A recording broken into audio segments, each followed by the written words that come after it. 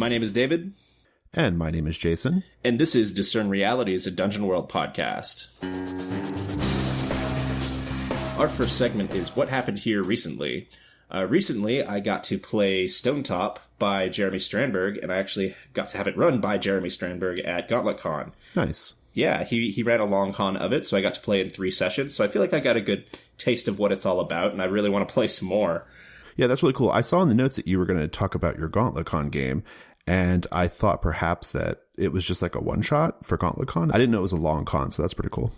Yeah, it was really great. 4-hour sessions, so 12 hours of the game, so definitely got to try it out and put it through its paces a little bit. Awesome. Well, so maybe just give us an overview of what Stonetop is about. I mean, it's been in development for a long, long time, but so a lot of people probably know what it is, but maybe just give us the elevator pitch on it. Yeah. So Stonetop is, everyone is playing the heroes of Stonetop, which is a small isolated village near the edge of the known world. So the adventures focus on dealing with threats to the village, seizing opportunities for the village, and pursuing personal goals. Unlike regular Dungeon World, like typically the scope of the game is like months and years instead of just like a shorter amount of time. Oh, nice. Okay. So like in typical Dungeon World, very kind of standard fantasy adventuring, going into dungeons, coming back for treasure, that kind of thing. It sounds like it's not so much like party adventure focused as it is focused on the community. Is that right? Yeah, I'd say that's true. It's very focused on the village, and like whenever you go out in an adventure forth, the end of the journey is always coming back to Stonetop with whatever you've accomplished, if you were successful or not. And I will say, like, we went out from Stonetop in session 1 and came back in the end of session 3, or towards the middle of session 3, and it felt like coming home. Like it was a relief to be back in the safety and like more prosperity of Stonetop. Oh, that's pretty cool. That's awesome. Well, so, you know, it's been a long time, not a long time, but it's been a while since I've looked at the Stonetop materials. Like I said, it's been in development for what feels like 100 years at this point. I know Jeremy's like doing his best to make it perfect. What would you say are some of the major differences between like standard Dungeon World and Stonetop? I remember it deviating quite a bit. Yeah, so it definitely has. It started out very much like Dungeon World, but Jeremy has made adjustments to the basic moves and then added on a whole other layers and subsystems of rules to make this Stonetop village feel like it's mechanically important, and in reality it is. But the basic moves still carry kind of the same names, but the substance of them has either been slightly altered or completely overhauled. That's interesting. Well, so what would you say were some of the highlights of your sessions? Well, so I got to play a playbook called The Marshal, which was, I don't think there's anything quite like it in regular old Dungeon World. The closest thing I could point to that people might be familiar with is in Apocalypse World, the Chopper. The reason I say they're both similar is because the Chopper has a gang and the Marshal has a crew. But even there, like, the similarities kind of end, because I feel like the Marshal is very different from the Chopper because you have a lot more control. The player has a lot more control over his crew. The crew is very, very mechanically beneficial. And because of all of that, and because of the way that you create your crew, I felt very personally responsible for everyone in my crew. Well, so that's interesting. You know, my memory of the Chopper, I haven't played a Chopper or had a Chopper in an AW game in a long time, but my memory of it is that the gang members, they're mostly just there to be a pain in the ass. Like, you know, they're there just to kind of like create like drama for the player character, right? And to get entangled in things. And it's fun, but I don't remember them having like a ton of mechanical heft behind them. Does the Marshal playbook in Stonetop, does it have like more mechanical heft? Like what's kind of going on there? Yes. The playbook itself has moves and advancements for the crew. So you can do specific moves with the crew that you could not otherwise perform.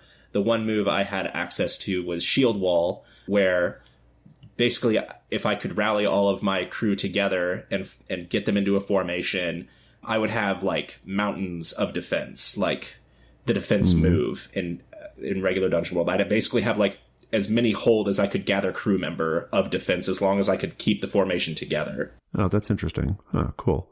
Well, so This is really interesting. I mean, I'm very curious to see how Stonetop develops. I actually, incidentally, I'm going to be staying with Jeremy during Forge Midwest. I'm going up to Forge Midwest this year in April, and Jeremy is graciously going to be hosting me during that weekend. And so I have a feeling I'm going to get a chance to learn a lot about how Stonetop is developing right now. But what would you say are the most exciting things about Stonetop? Like, why should people be hype about this? If you like a longer campaign than you could otherwise get in Dungeon World, you should be very excited for Stonetop. Because where a typical Dungeon World, to go from level 1 to level 10 with your characters and kind of round out the adventure would take like 16 sessions-ish. Yeah, that's about right. Jeremy has just completed his campaign where he started with the same characters and pushed them through, and it took 59 sessions to get them up to level 9, level 10. Wow. That is crazy. 59 sessions, that's a lot. Is it because Stonetop is what's developing? Like, why is it so drawn out like that? Well, so Stonetop is developing, and periodically throughout your sessions, you'll have these seasonal moves, and the seasonal moves they don't happen every session. They happen once every several sessions, but that's what gives you the opportunity to influence what's happening with Stonetop and how prosperous it is and what major advances you want to try and make for Stonetop to make it a better and safer place. So while you might not personally level quite as quickly as you would in Dungeon World, that's subsidized or augmented by building into the village and investing into the village. Oh, cool. That's pretty neat. One of the knocks on Powered by the Apocalypse games, and I don't think it's really a knock. I think it's just different. But one of the things that a lot of people like talk about as far as PBTA games go is that they do have a short shelf life, right? Like the stories wrap up pretty quickly. I mean, Dungeon World is actually kind of an exception because I would say a good, nice length, say Monster Hearts campaign or Apocalypse World campaign is probably like maybe 8 sessions, like 6, 7, 8 sessions, right? And so it's interesting that Jeremy has taken this completely different approach of like, hey, this system can be used to tell longer, more granular, richer stories. And I mean, a lot of people really want that granular approach to character and world development, right? And so I find that really interesting. But I also find it interesting that it's focused on this town of Stonetop because it actually gives it like boundaries, you know? Like it's not like you are playing, 20, 30, 40 sessions and we're just developing this sprawling world. Like it's all like hyper focused. And I think that's super interesting. Yeah. I mean, you definitely go out and adventure forth to the surrounding area, but yeah, the goal is always to come back to Stonetop with whatever you sought out in the rest of the world for Stonetop. It's really interesting too, because it actually harkens back to a very classic sort of fantasy gaming. Tom and I covered the Keep on the Borderlands on my other show, Fear of a Black Dragon, and the Keep on the Borderlands, which of course is a classic D&D module, right? But what it is it's essentially like your Stonetop. I mean, it's a fort. It's a keep on a borderland. And it's this fort, and you go out from the fort and you explore the surrounding areas and caves and things, come back with treasure, and you go back to the fort, and the centrality is the fort, right? The development of the fort. And so in a lot of ways, Stonetop is kind of a throwback to that. And I find that really, really fascinating. It's an amazing setting, and I really want to play more of it. Like, I could see myself really enjoying playing a year's worth of Stonetop one session every week and seeing how it all goes. That's great. Yeah, that's exciting. Cool. Well, we'll keep our eyes open for Stonetop, of course. I know a lot of people are really hyped for it. Anything else you want to say about it? No, I'm excited that it's as developed as it is. So, Jeremy, keep on plugging away at it. Yeah, cool. Let's just go to the next segment. Our next segment is What Should I Be on the Lookout For? Jason, this week I thought that we would bring to listeners' attention a book called Ancient Worlds, Atisi. I remember this coming across my desk at some point. Ancient Worlds, Atisi by Marcello Pascaulin, I think, with art by Paloma Diniz. I remember this, and actually I think I remember passing it on to you. I remember thinking, hey, David, will you take a look at this and see if this is something we should cover? In preparation for this episode, though, I've been looking over it, and holy fuck, this is really cool. Like, this is a cool book. Maybe give our listeners, like, give a quick overview of it.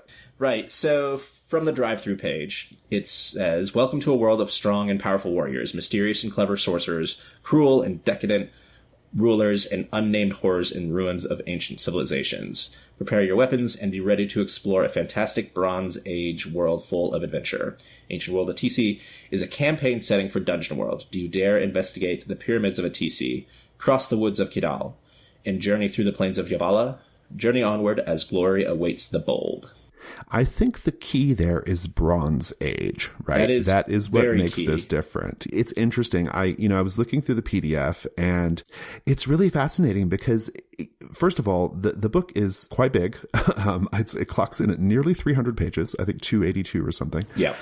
But I got looking through it, and it's a really fascinating book because it essentially just recontextualizes Dungeon World for this Bronze Age setting, which is interesting in and of itself. And you don't get thinking about, like, I don't think you really start to think about, like, the differences between the standard sort of dark fantasy, medieval Europe, medieval McEurope kind of implied setting of Dungeon World and D&D. I don't think you start thinking about those differences between, say, Bronze Age or other types of fantasy settings, like, say, something in the Near or Middle East or Far East or whatever, right? I don't think you start thinking about those differences until you see a product like this that totally recontextualizes it. And so I think that's really, really fascinating. I mean, it's got, like, by my count, something like 30 or 40, I'm just kind of spitballing here or just ballparking it, locations in Atisi, like different, like, buildings and exploration sites. All of them come with, like, sets of establishing questions, which I love. They come with custom moves to mechanize what's going on at this location. They have great descriptions. It's a really impressive effort. Tons of magic items, reworked classes. It's neat. Yeah, it's a big game-changing thing if you want to play Dungeon World in a different kind of setting, because not only is it Bronze Age, it's also not set in McEurope. It's set more in, like, a fantasy Egypt setting. And it does a lot of really smart things to make that happen. Some of that is having different cultures that are clearly defined for your players, and they might select to be from different cultures. And then it has a whole pantheon of gods, and it's all laid out in the book there. And it's got tons of resources to help you make a game happen in that kind of a setting, from equipment to magic items to locations, like you said. And a lot of the locations have adventure hooks. A lot of them have custom moves. It's a huge book. And also it has a ton of art in it too. It's pretty impressive. I'm surprised I haven't heard about it, like, much. I mean, I think once people start to dig into this, they're going to be like, oh man, this is a really substantial, impressive amount of work went into this thing. I mean, I would pick it up just because, like, gosh, there's so much stuff that you're going to find something interesting or useful in it, right? Tom and I'm going back to Fear of Black Dragon. Tom and I covered this module called Statues, which takes place in a city that's kind of like ancient Greece, but also, like, kind of like Byzantium. Like, it's got, like, some, like, those kind of, like, vibes to it, right? And I remember talking to Tom, and we were saying, like, I don't remember if we said this on the recording or not, but we were talking about how we don't see this much in fantasy gaming. I think that in the early days of the hobby, my memory is that there were games that tried to explore other types of fantasy settings or pseudo-historical settings that were not just McEurope, but they never took off, right? D&D is the one that took off, right? And so we kind of missed the opportunity to have some of these other historical settings be really, really developed as a sort of gamer language, right? Or something, or, like, we kind of, like, don't possess the gamer vocabulary for some of these settings. And so it's kind of nice to see some of that being brought back. Like the Statues module that we covered on Fear it's not just, it's just a fantasy game, but set in this kind of ancient Rome / ancient Greece kind of inspired setting. It's not that at all. Like, it really, really takes into account like real world historical cultures and kind of blends them in with this like sort of fantasy way of, or it sort of presents them in a sort of like with a sort of like fantasy skin, and it makes for a different experience, you know? And so I find this really, really fascinating. Yeah. I think it's doing a similar thing, just in a different context and specifically for Dungeon World. Yeah, it's pretty cool. Well, so I assume you haven't had a chance to use it. I obviously have not. Have you had a chance to use any of this yet? Or are you going to? I plan to use it. I've been waiting for the playbooks to be put into playbook format, and the author has just released those this past week. So I got those. He contacted me. He's like, I know you've been waiting for these. So I downloaded them, and I was like, sweet, yep, this is what I've been waiting for. And now I'm getting ready to run it probably in the summertime sometime, and then I'm sure I'll report back here with how it goes. Cool. Well, in the meantime, listeners, it is called Ancient Worlds Atisi, or Atisi, and it's on drive-thru? Yes, it's on drive-thru for $18. And the author's also done something else that I thought was pretty cool, where they released a dyslexic-friendly version, which is not something I had ever thought about or really heard of, but I think it's a great idea to increase accessibility of this. Oh, that's awesome. Yeah, I don't think I've ever heard of a game doing that either, so that's pretty cool. Yeah. Anything else you want to say about it? I don't think so. Let's move on to our next segment.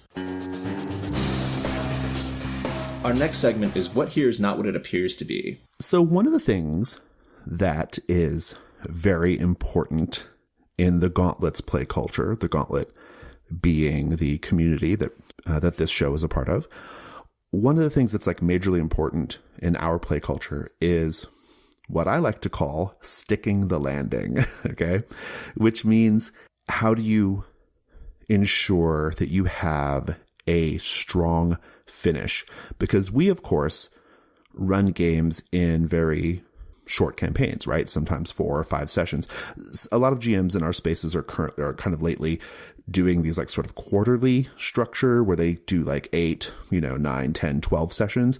But in both cases, you know when it's ending, right? And I think knowing when it's going to end creates a certain amount of, I don't know if pressure is the right word, but you start to have this sort of expectation that this is not going to go forever, and we want to make sure we have a good, clean resolution at the end of the story. So sticking the landing is pretty important for making it overall a very satisfying experience. And I would even go so far as to say that knowing how to stick the landing is important even if you're going to be doing a very, very long-term campaign, because you might find within that long-term campaign that you have story arcs, or you have points where certain characters are coming in or coming out, right? And so you want to have what is functionally like a good, clean ending to what might be like, say, the equivalent would be like a season of a TV show or something, right? And so I thought that would be fun to talk about. Yeah, I agree. And I think, a lot of this comes from our heritage of being story game centered, and lots of story games are even developed in this meta sense of how do you tell a good story. And I think we've borrowed some of those tools to make that same thing happen for Dungeon World and other games that we run in these shorter campaigns, like 4 or 5 session kind of campaigns. But it's also important, like you said, for even a full-length campaign, a long campaign, to have these breaks, because that's how good stories happen. And if you can make that happen, it's going to be more satisfying for you and for your players. And there's tools out there to help that happen. I'm really glad you brought up the story games connection, because it's something I hadn't thought about, but it actually makes a ton of sense. And story games, and here we mean games that kind of came out of or were inspired by the Forge diaspora, right? Those games tend to be one-shots. They are rarely like multiple session games. And because they're one-shots, and because they're usually designed to tell a very particular type of story, their mechanics and their procedures aim toward that, right? I think it's what David was getting at. The narrative arc, the beginning, the middle, the end is super important in a story game, especially a one-shot story game. And so they have like techniques and rules and things built in to make sure you get there. And so my background as a story gamer has so helped what I'm going to call my more like trad phase, or my quasi-trad phase, right? Because I've been playing a lot of like OSR and trad modules, right? But I'm still taking some of those good, solid story gamer techniques to improve those games. Hence the show Fear of a Black Dragon. Everyone, this is just one big commercial for Fear of a Black Dragon. Go ahead and grab it. Yeah, go ahead and grab your shot glass and take a shot. But yeah, I was thinking about this conversation, and I was thinking that we should probably divide it into 3 different categories, so to speak, to answer this question: how do we stick the landing? I think those 3 categories are writer's room approaches, narrative techniques, and then specific Dungeon World tools. How does that sound? That sounds good. That sounds kind of what I was thinking. I just hadn't thought of it in those terms. So writer's room approaches. We've talked about the writer's room approach to gaming many times on this show. The idea is that rather than the GM having exclusive responsibility for the major story beats and for the players to only be playing behind their character's eyes, rather than do that, you have a more collaborative process, and that collaborative process helps you create a good story together. It's something that's very important in my gaming. It is something that, frankly, is in conflict with more traditional or OSR-inspired gaming. It's a conflict that I've had to learn how to resolve because it's still like how I like to play, right?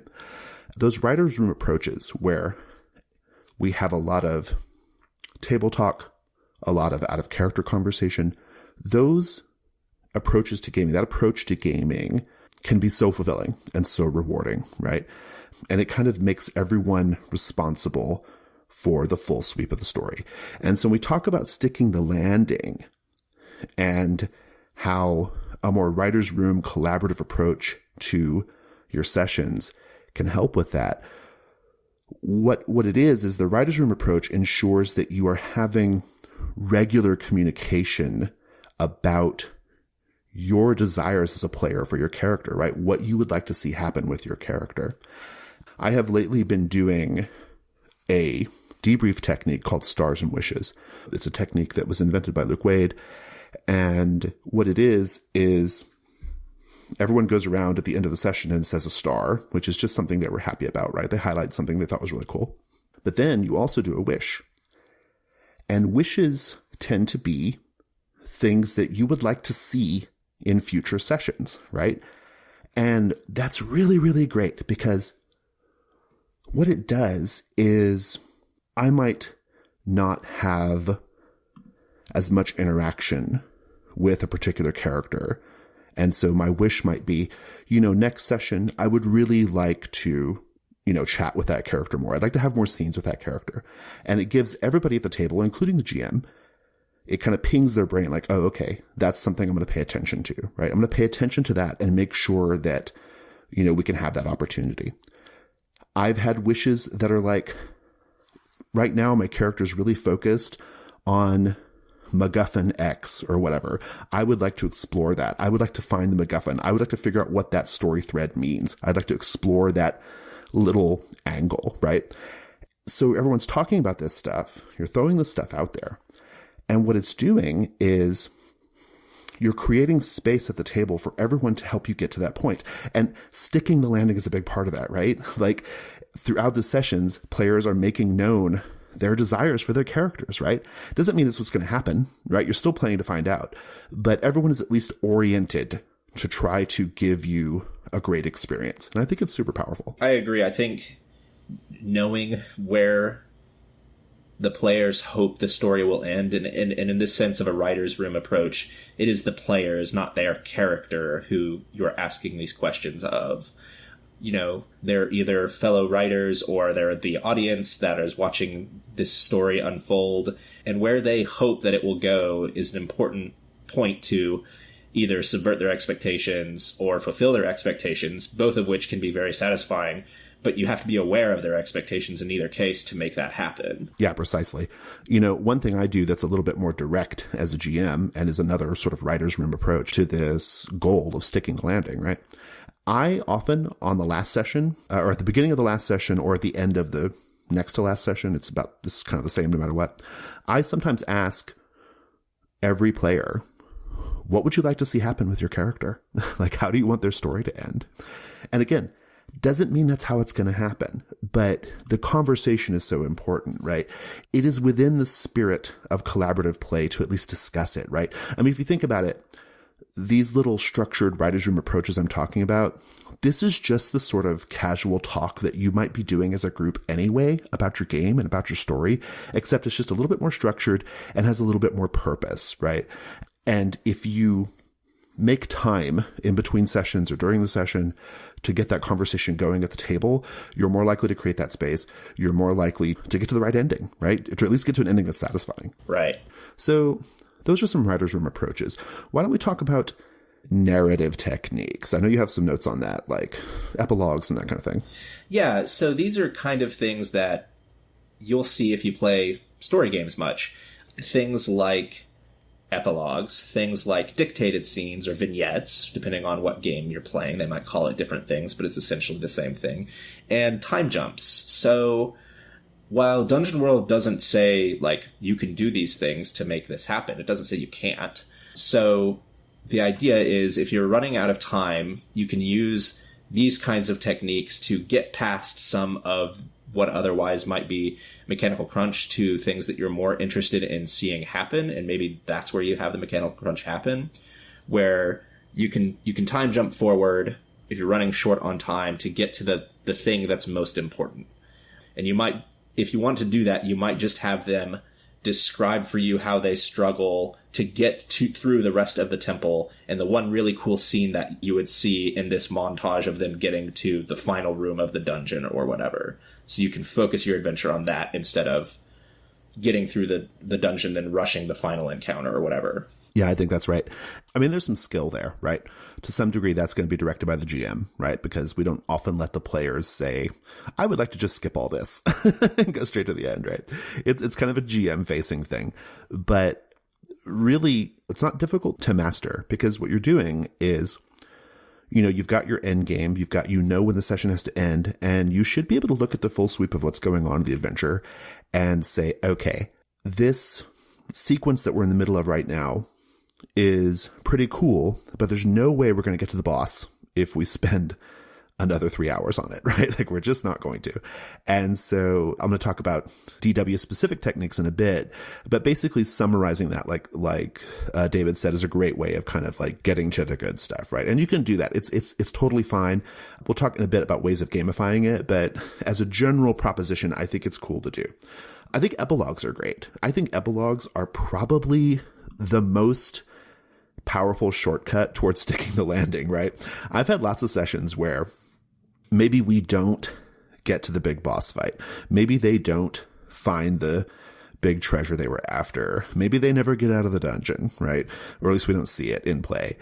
But the epilogue, you give, first of all, before you start doing epilogues, give everyone a break, okay? Like, before you start doing epilogues, say, hey, we're going to take 5 minutes. Everyone think about their epilogue. Like, think about where we see your character in the future, what's going on with them. That little break is helpful because I find that when they come back, the epilogues are just a little sharper than if you say, all right, let's epilogue, and then just kind of dive into it. But the epilogues are great because at this point, there are no more mechanical stakes. And so the players can't really, like, they can't really fuck anything up, right? Like, there's no danger of, like, mechanically the game going off the rails because it's over. And so they have a lot of freedom to just say, well, you know what? This is where my character ends. This is the end of their story. And, you know, some epilogues are better than others. Some are more satisfying than others. But ultimately, you're putting it in the player's hands to say, okay, you create your own satisfying ending. Yeah. And I mean, I've always found it very satisfying. If my character was pursuing something in particular, it's like, oh, I can see them either continuing that pursuit, advancing in that pursuit, or fulfilling that pursuit. And, like, it was something that was probably beyond the scope of this adventure anyways, but it was, like, something that was important. And I get to address it. And I have control over what happens instead of somebody else or a die roll having it. Absolutely. You have a note here that says reincorporate. What does that mean? Yeah, so that more generally is what you're doing when you were talking about using stars and wishes to gather their expectations. Like, part of that is if you've been doing that throughout all of your sessions, or you've been seeing something that they've made obvious is important to their character in earlier sessions, if you can bring that to the forefront right here at the end, that leads to satisfaction. Yeah, that's pretty cool. I'm reminded of the Swords and Sorcery game, Swords Without Master.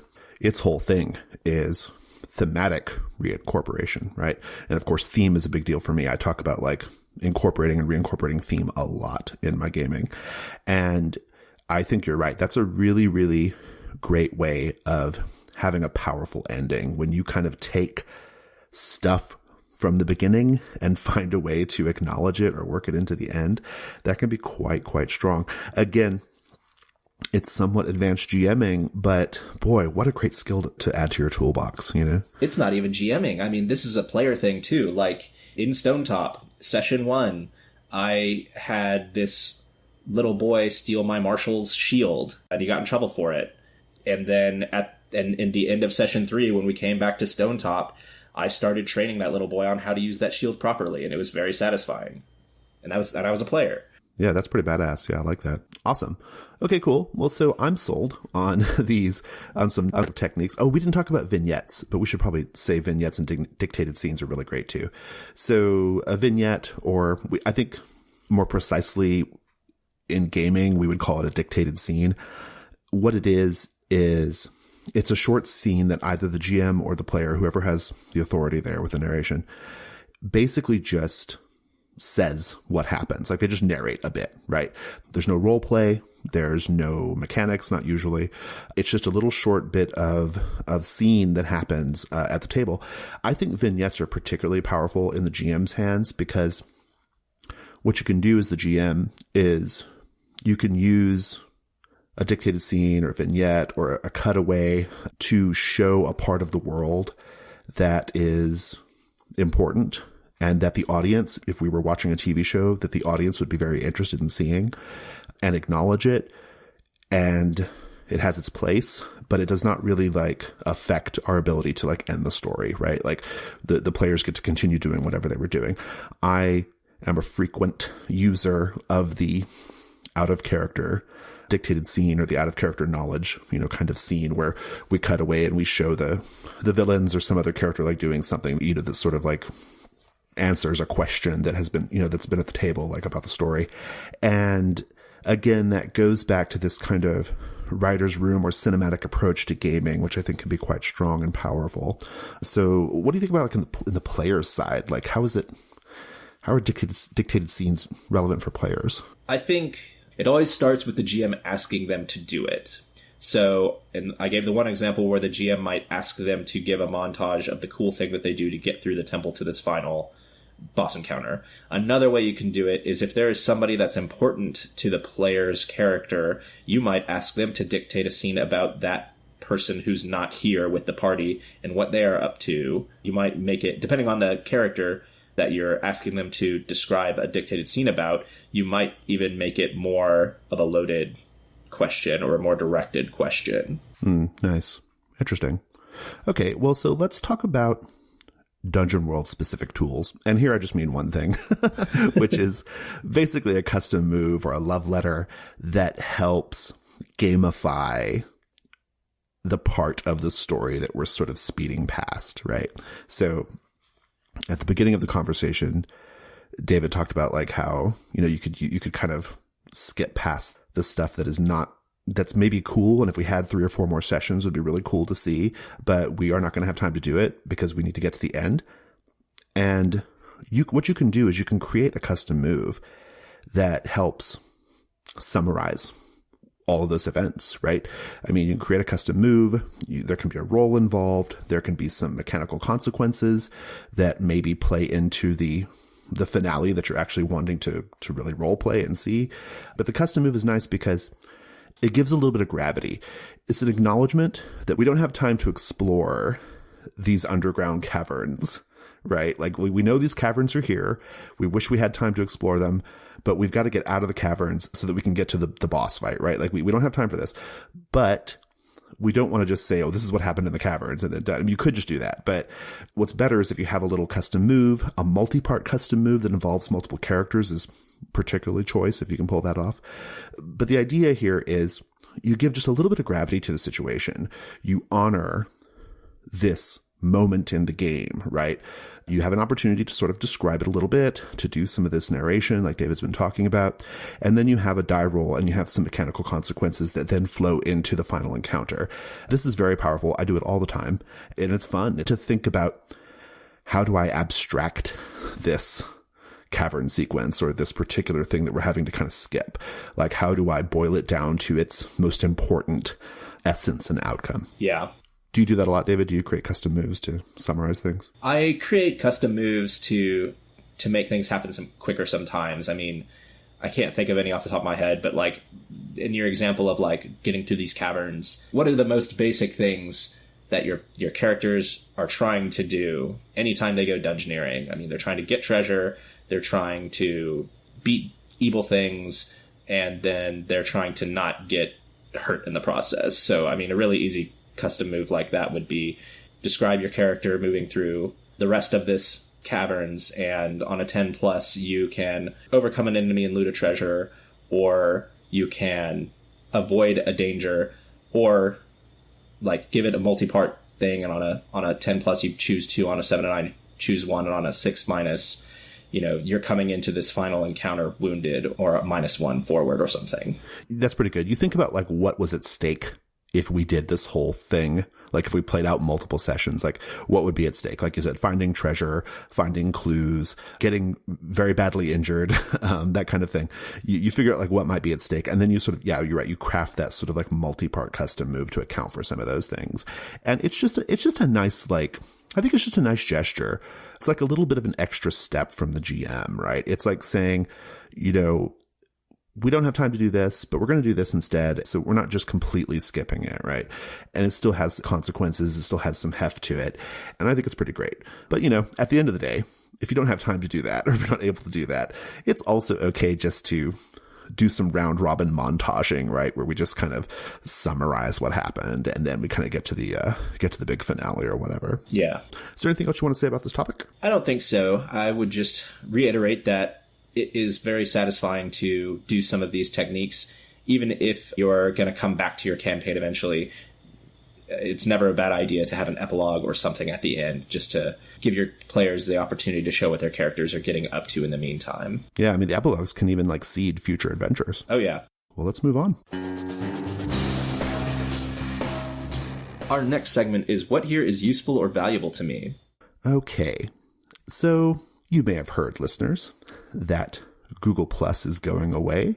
It'll be gone in a couple months, and it's super sad. I wish Google wasn't doing this, because G Plus was a really fantastic set of tools for sharing things, for creating spaces. It was great for role-playing games. I mean, so much cool stuff flourished on G Plus. It's going to be hard to find a replacement for it, frankly. I remember when I first got to G Plus, this would have been like 2013, and I found the Dungeon World Tavern. And the Dungeon World Tavern, of course, is the big community space on G Plus for sharing tips and tricks and mods and custom playbooks and things for Dungeon World. It was one of my favorite places on the internet. I loved the Dungeon World Tavern. I mean, I don't know if you remember these days or not, David, but I used to talk about the Dungeon World Tavern a lot. Like, I was really into it, and I was really into following it, and all the cool stuff that was happening there. It was just so inspiring. If I'm being honest, it's been a couple years since the DW Tavern has been like a go-to destination for me. But anyway, I was thinking about the closure of G Plus, and I was thinking about those early days of the DW Tavern. And when I first started getting into the DW Tavern, what was so great about it is there were lots of conversations happening about kind of fundamentally how to play and how to understand Dungeon World, right? I mean, these are conversations that we would eventually adapt and add to for this podcast, but ultimately there was a lot of conversation going on about like how to really grok and get the most out of Dungeon World. And the things that were happening on the tavern that really taught me Dungeon World, so to speak, were magic items. People were making magic items and posting up their magic items and for anyone to use. And those magic items were a lot of those early ones on the tavern were very simple. And that simplicity was super instructive for me, because it taught me about the importance of fictional positioning, the power of fictional positioning. It taught me about that you don't have to have die rolls and modifiers and bonuses to everything, right? Like it can just be fiction, right?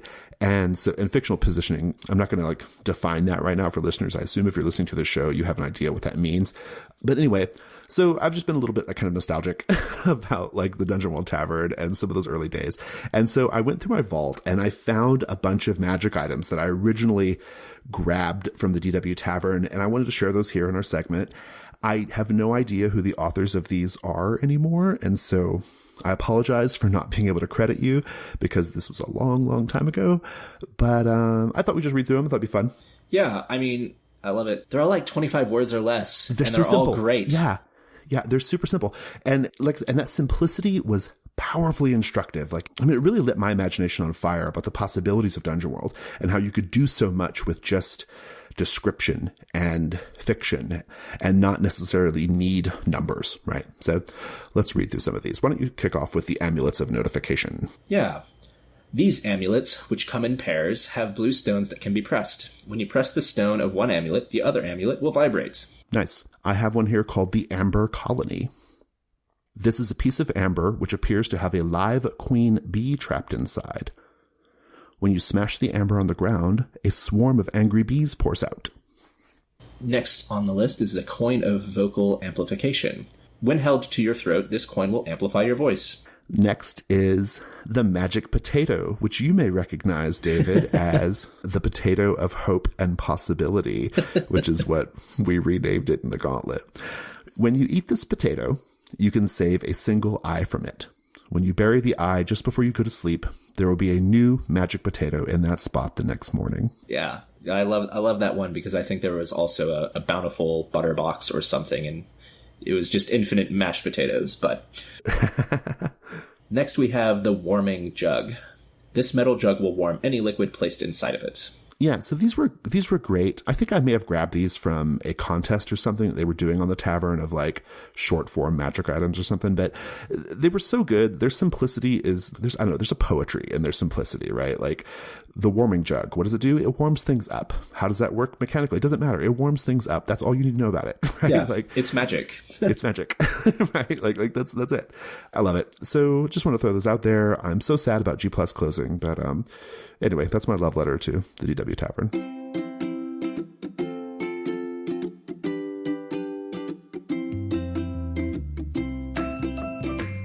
Hi, listeners. I want to tell you about the Gauntlet Patreon. The Gauntlet is one of the most active, vibrant communities in tabletop role-playing games. We produce podcasts, the Codex Zine, Gauntlet Hangouts, Gauntlet Con, and more. If you love small press, independent tabletop role-playing games, the Gauntlet is for you. And you can help keep things going by pledging to our Patreon. This year, we have 4 different pledge levels for you to join at, each of which comes with a number of benefits. At the $2 level, you get early access to our actual play podcasts, including pocket-sized play, as well as a special Keeper of the Gauntlet title. At the $5 level, you also get a PDF of our monthly zine, Codex. Your name and Keeper of the Gauntlet title is listed in the back of each issue of Codex while your pledge is active. At the $6 level, you also get access to the Gauntlet Slack group, which is the heart of our community. And at the $8 level, you get early RSVP access to new game events on Gauntlet Hangouts. The $8 spots are limited based off how many early access players we think the Gauntlet Hangouts calendar can support. Every month on the 15th, we will make a small number of new $8 spots available. So if you want to play games with the Gauntlet, make sure you keep an eye on our Patreon page around that time so you can grab one of those rare spots.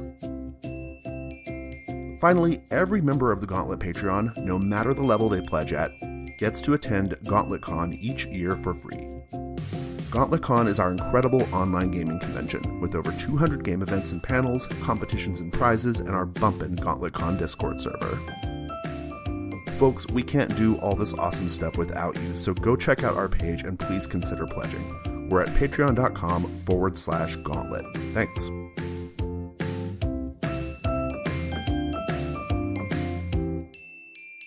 Our next segment is what is about to happen.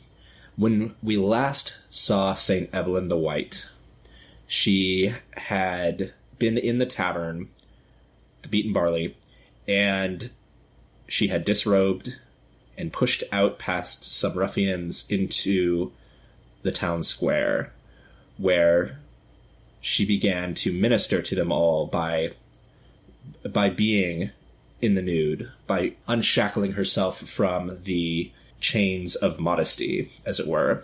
And it worked. The townsfolk were drawn out by the power of this divine interpretation of St. Evelyn's precepts, and the sky that was covered in gray clouds broke momentarily, casting St. Evelyn in sunlight, and then the remainder of the clouds began to rain down on the filthy villagers who were cleaned by the pure rain, cleaned almost to the point where they're as clean as St. Evelyn the White.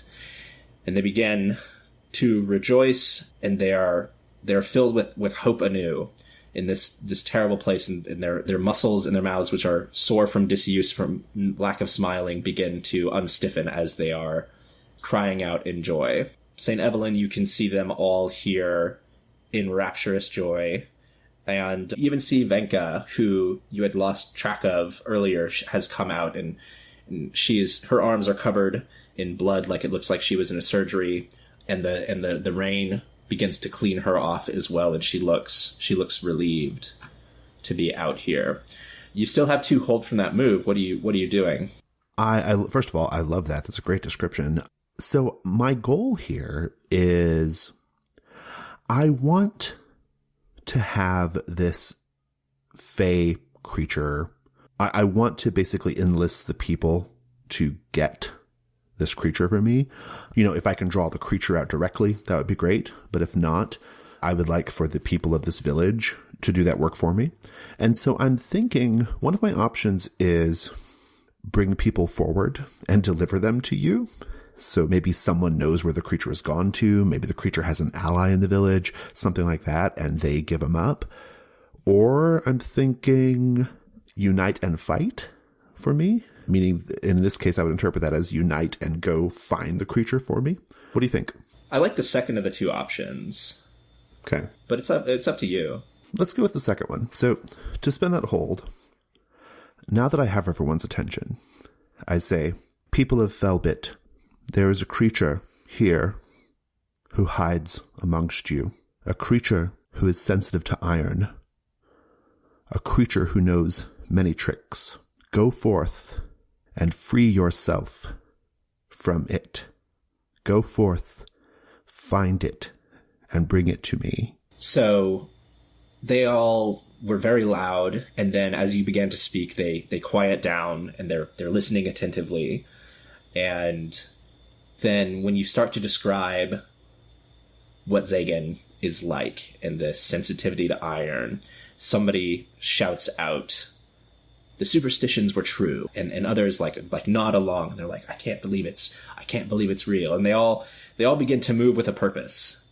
And this ironsmith or blacksmith, you can tell because he's still wearing the leather apron and his arms are enormous.